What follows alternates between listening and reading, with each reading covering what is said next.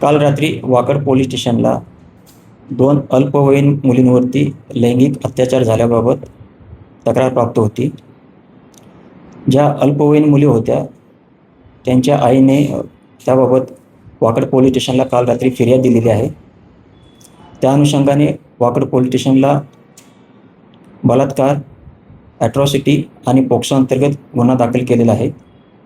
गुन्ह्यामधील जे आरोपी आहे, आरोपीत हा फिर्यादींच्या शेजारी राहणारच आहे.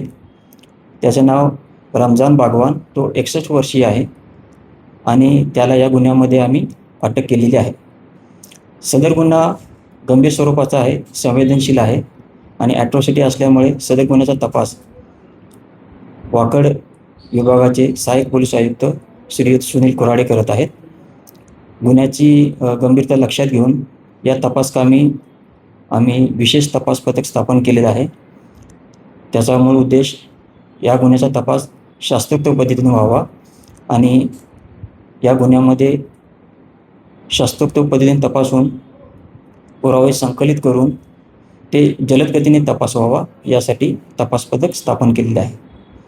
तसेच दोषीविरुद्ध जो खटला आहे तो भक्कम असावा याकरिता विशेष सरकारी अभियंता यांची नियुक्ती होण्याबाबत आम्ही पाठपुरावा करून त्यांची नेमणूक करणार आहोत व तपास जलद गतीने पूर्ण करून त्याचे दोषारोप पत्र माननीय न्यायालयामध्ये सादर करणार आहोत.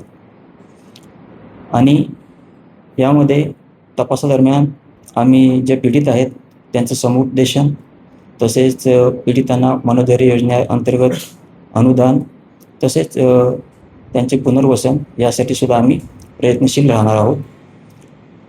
यातील ज्या पीडित आहेत त्या अल्पवयीन आहेत, त्यामुळे यातील जे दोषीला आहे त्याला जास्तीत जास्त शिक्षा मिळण्यासाठी आम्ही प्रयत्नशील आहोत.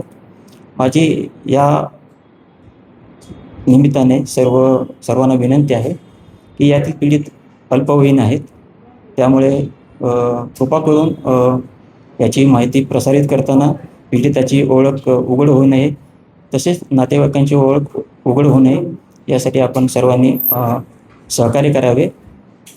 तपासाच्या दरम्यान ज्या काही प्रगती होईल त्याबाबत आम्ही प्रसारमाध्यमांना वेळोवेळी त्याबाबत आम्ही अपडेट देत राहू आणि निश्चितच आम्ही यामध्ये जे काही आपल्या पीडित आहेत, जे चिमुकले आहेत, त्यांना आम्ही न्याय देण्याचा सर्वोपरी आमचा प्रयत्न करू. धन्यवाद. 3-4 वेळा अशा प्रकारचे प्रसंग तिच्यासोबत घडलेले होते, 4 वेळा घडलेले होते.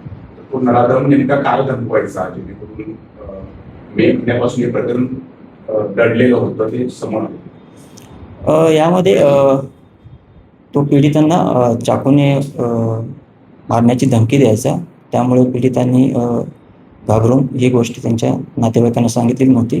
परंतु याची माहिती भेटल्यानंतर त्यांना विश्वासात घेऊन विचारपूस केल्यानंतर सदरचा प्रकार उघडकीस झालेला आहे. हा प्रकार नेमका समोर कशा पद्धतीने?